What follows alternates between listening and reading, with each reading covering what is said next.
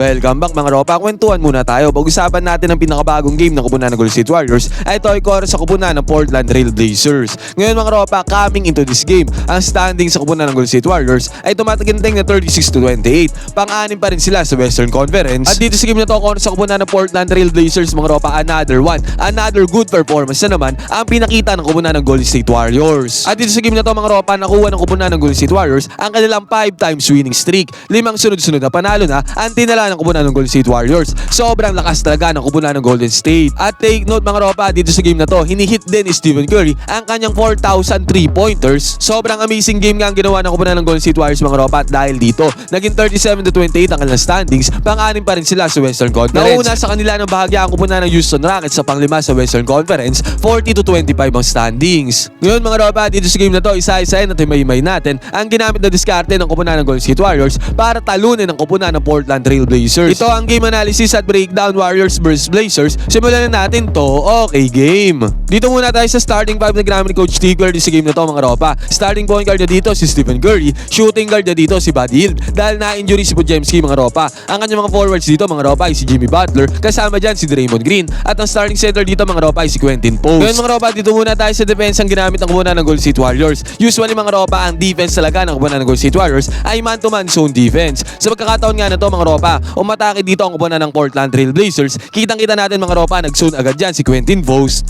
Yun nga lang mga ropa, na-kick out yung bola dito sa may left side corner 3-pointer. Tingnan naman natin ang ginawa dito ni Quentin Post. Agaran din siyang nag-recover dyan sa may depensa. Close out dito sa may left side corner 3-pointer. Yun nga lang mga ropa, na peke dyan si Quentin Post. Ang nangyari naman mga ropa, na-swing yung bola dito sa may top of the key 3-pointer. Buti na nga lang mga ropa, nandyan din ang close out. Sa katauhan naman ni Jimmy Butler. Na-peke din si Jimmy Butler dyan mga ropa. At sabay inatake na ng kupunan ng Portland yung gitnang depensa ng kupunan ng Golden State Warriors. Pero di ba mga ropa, si Quentin Post kasasabay lang dito sa may left side corner 3-pointer. Ang ginawa ni Quentin Post dyan mga ropa, binarahan niya yung gitnang depensa ng kupunan ng Golden State Warriors. Mabilis ang recovery ni Quentin Post sa depensa mga ropa, mabilis ang kanyang close out. Kaya ang nangyari dito mga ropa, enough resistance ang ginawa niya dito sa umatake sa may gitna. Tendency outcome nito mga ropa, dahil enough resistance yan. Mintes ang tira dito ng kupunan ng Portland Trail Blazers. Defense is good para sa kupunan ng GSW. Dito naman sa pagkakataon na to mga ropa, parang triangle offense ang ginawa dito ng kupunan ng Golden State Warriors. Dito sa may transition offense, ang may hawak ng bola dito mga ropa ay si Jimmy Butler at binigay niya yung bola dito sa may top of the key. Sa katauhan naman ni Draymond Green, pero pansinin natin mga ropa, si Buddy Hield ay kumat na papunta doon sa may ilalim, sa may baseline.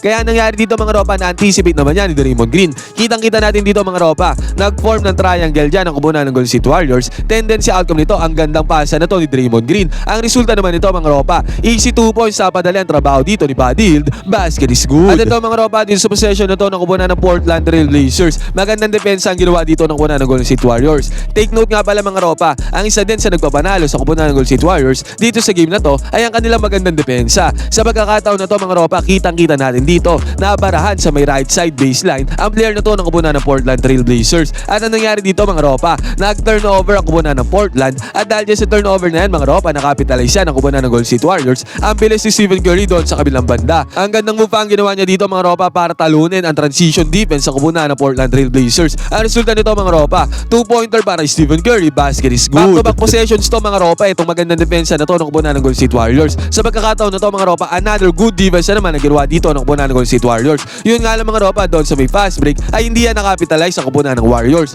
Pero still mga ropa, dito sa pagkakataon na to, pinakita ko sa inyo na maganda talaga ang naging depensa ng kupunan ng Golden State Warriors kontra sa kupunan ng Portland Trail Blazers. At ito mga ropa, ang gandang play na naman dito ang ginawa ng kupunan ng Golden State Warriors. Sa pagkakataon na to mga ropa, si Kevon Looney ay naghahanap ng pabasahan. Pero tingnan natin dito mga ropa, si Stephen Curry at the same time si Buddy Hield. Si Stephen Curry mga ropa pumunta dito sa may side na to, na-screenan niya dito yung primary defender ni Buddy Hield. Naharangan niya dyan yung primary defender mga ropa, at si Buddy Hield naman mga ropa ay pumwesto dito sa may top of the key 3-pointer. Dahil sa screen na yan ni Stephen Curry mga ropa, ang nangyari dito, enough space, enough resistance ang nangyari kay Buddy Hield. Buti na nga lang mga ropa, great anticipation ang ginawa dito ni Kevon Looney para ipasa yung bola dito sa may top of the key 3-pointer kay Buddy Hield. Resulta nito mga ropa, 3-pointer para kay Buddy Hield. Good gameplay para sa kupunan ng Golden State Warriors. At sa pagkakataon na to mga ropa, nagmintes ang tira ng kupunan ng Portland Trail Blazers. At mabilisan lang mga ropa, guess what, guess who? Kung sino nanguna doon sa may kabilang banda. Walang iba mga ropa kundi si Stephen Curry ulit. Binigay na kay Stephen Curry yung bola mga ropa. At walang kabog-abog, tinirahan ni Stephen Curry ng harap-harapan ng 3-pointer ang depensa ng kupunan ng Portland Trail Blazers.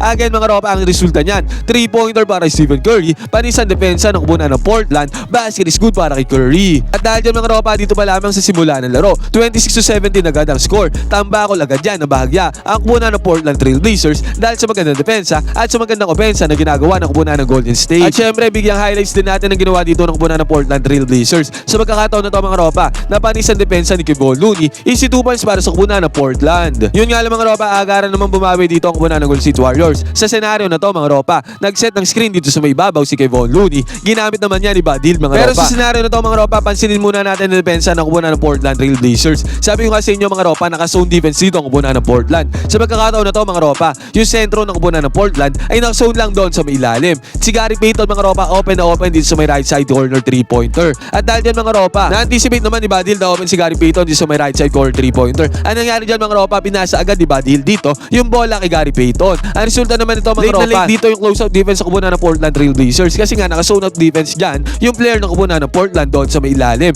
Walang bantay dito si Gary Payton. Resulta niyan mga ropa, 3-pointer para kay Gary Payton, basket is good. Nag-enjoy ka na at nanalo ka pa, piliin ang link na nasa may comment section. Gamitin ang promo code na ANGALIS, pumunta sa sports option para makakuha ng 6,000 bonus.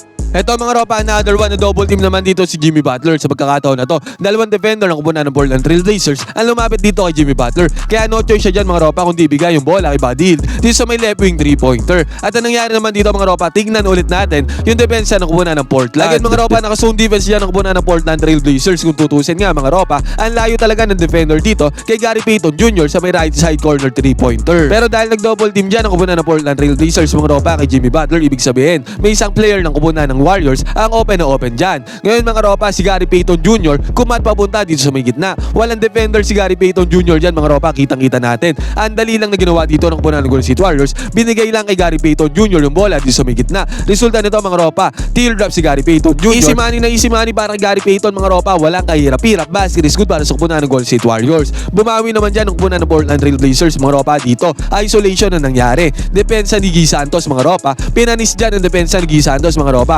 Nakascore dyan ng kupunan ng Portland Trail Blazers, basket is good din. At sa pagkakataon na to mga ropa, bola ulit ng kupunan ng Golden State Warriors. Ang mayak na bola dito mga ropa ay si Jimmy Butler. Sinatan siya ng screen dito ni Kevon Looney. Pick and roll dito mga ropa. Binigay na kay Kevon Looney yung bola at tignan ulit natin si Gary Payton dito mga ropa sa pagkakataon na to. Nandito ulit siya sa may right side corner 3-pointer mga ropa at ang ginawa ni Gary Payton dito, pineke niya yung depensa ng kupunan ng Portland na pupunta siya dito sa may left side. At dahil dyan sa peke na yan mga ropa, napapunta si Gary Payton dito sa may right side baseline. At dahil dyan mga ropa, enough separation kaagad ang nagawa ni Gary Payton. Ang resulta nito mga ropa, pasa ni Kevon Looney kay Gary Payton, basket is good para kay Gary Payton. Ang ganda ng ginagawa ni Gary Payton dito sa game na to mga ropa. Nag-set nga pala siya ng career high dito sa game na to mga ropa. 26 points na tumatagintang ang tinala ni Gary Payton dito. Career high ni Gary Payton yon so far sa kanyang NBA career. At sa pagkakataon na to mga ropa, ang gandang play din ang ginawa ng kupunan ng Portland Trail Blazers. Scott Henderson na nag-penetrate dyan sa depensa ng kupunan ng Warriors mga ropa dahil dyan sa penetration na yan. Nag-open up sila dito sa may alley-oop play doon sa may ilalim. Resulta nito mga ropa, 2-pointer para sa kupunan ng Portland Trail Blazers, basket is good. Yun nga lang mga ropa, agaran naman bumawi dito ang kupunan ng Golden State Warriors. Si Jimmy Butler ang mahak ng bola dito. Ang gandang ikot ang ginawa ni Jimmy Butler. Yun nga lang mga ropa, mintes ang tira dyan ni Jimmy Butler. Yung offensive rebound naman mga ropa, second chance points ay nakuha dyan ni Kevon Looney. Yun nga lang mga ropa, itong offensive rebound na to, mintes din ang tira ni Kevon Looney. Buti na lang si Jimmy Butler, ang hustle ni Jimmy Butler ay nag-paid off dito. Dahil dyan mga ropa, nakakuha ng 2 points si Jimmy Butler. Basket is good ulit para sa kupunan ng Golden State. At sa senaryo na to mga ropa, ang mahak ng bola ay si Draymond Green. Pansin natin dito mga ropa ang ginawa ni Quentin Post. Nag-set siya ng screen dito sa may babaw. Wala pa nga dyan si Buddy Hield mga ropa, patakbo pa lang. Pero ang ginawa ni Quentin Post dito, automatic na mga ropa, nag-set na siya ng screen dito sa may 3-point area. At si Buddy Hield mga ropa, ginamit na yung screen na ni Quentin Post. Tendency outcome nito, kuwang-kuha ni Quentin Post dito yung primary defender dyan ni Buddy Hield. Ang resulta nito mga ropa, enough space, enough separation na gawa dyan ni Buddy Hield para bumukol ng open 3-pointer. Pasok ang 3-pointer dito ni Buddy Hield mga ropa, basket is good. At ang sumunod dito mga ropa, again, tignan ulit natin depensa dito ng kupunan ng Portland Trail Blazers. Again mga ropa, hindi sila naka-man-to-man defense dyan. Imbes mga ropa, naka-zone defense sila dyan. Ang dumedepensa dito mga ropa, kay Gary Payton Jr. dito sa may left side court 3-pointer ay si Klingan. Malaking tao to mga ropa, si Klingan. Mabagal kumilos. Kaya pagkapasa lang ng bola dito sa may left side court 3-pointer kay Gary Payton, hindi agad dyan nakapag-close out si Klingan. Ang resulta niyan mga ropa, pasok na naman ang 3-pointer dito ng kupunan ng Golden State Warriors. Back-to-back 3-pointers mga ropa, ang naipundar dyan ng kupunan ng Golden State. Ito mga ropa, sobrang interesting na play ito na ginawa ng kupunan ng Golden State Warriors. Handoff dito ni Quentin Post papunta kay Jimmy Butler. At si Jimmy Butler naman mga ropa pumunta dito sa side na to. Handoff naman niya papunta kay Buddy Hield. At dyan sa handoff na yan mga ropa, nagsilbing screen dito si Jimmy Butler. Again mga ropa, enough space na naman nagawa dito ni Buddy Hield. Dahil dyan sa simpleng gameplay na yan mga ropa. At ang resulta nito mga ropa, pasok na naman ang 3-pointer dyan ni Buddy Hield. Basket is good, easy money para sa kupunan ng Golden State Warriors. Walang kahirap-hirap. At sa pagkakataon na to mga ropa, nagbintes ang tira ni Quentin Post. Opportunity para sa kupunan ng Portland Trail Blazers para mag-fast break. At ganun nga nangyari dito mga ropa, fast break ng kupunan ng Portland Trail Blazers. Yun nga lang mga ropa, hindi yan inayaan ni Gary Payton na mangyari. Supalpal kay Gary Payton dito ang inabot ng fast break ng kupunan ng Portland Trail Blazers. Again mga ropa, good defense na naman ang ginawa dyan ng kupunan ng Golden State Warriors. Easy 2 points na sana to para sa kupunan ng Portland Trail Blazers mga ropa. Yun nga lang, sobrang ganda defense ang ginawa dyan ni Gary Payton. At yung good defense naman na yan mga ropa, nag-turns into offense para sa kupunan ng Golden State. Sa pagkakataon na to mga ropa, si Draymond Green ang mayahak ng bola dito sa may right side baseline. Kitang-kita naman natin dito mga ropa, sumenyas na si Jimmy Butler na papuntahin niya si Moses Moody dito sa may 3-point area. At ganoon naman ang ginawa dito ni Moses Moody mga ropa. Nag-silving screen dyan si Jimmy Butler. At ang resulta nito mga ropa, enough space, enough separation na naman ang nangyari dyan sa gameplay na yan ng kupunan ng Golden State Warriors. Ang malupit dito mga ropa, pumasok na ang tira dyan ni Moses Moody. Nakakuha pa siya dyan ng foul, basket is good. Nagbintes ang tira dito ng kupunan ng Portland Trail Blazers mga ropa at sa pagkakataon na yan, nakakuha na naman fast break ang kupunan ng Golden State Warriors. Sa katauhan naman ni Kevon Looney. Pinanis ni Kevon Looney dito ang transition defense sa kupunan ng Portland Trail Blazers mga ropa. Resulta niyan, easy 2 points na naman para sa kupunan ng Golden State Warriors. Basket is good. At ito mga ropa, another one. Sobrang gandang play to na ginawa ng kupunan ng Golden State Warriors.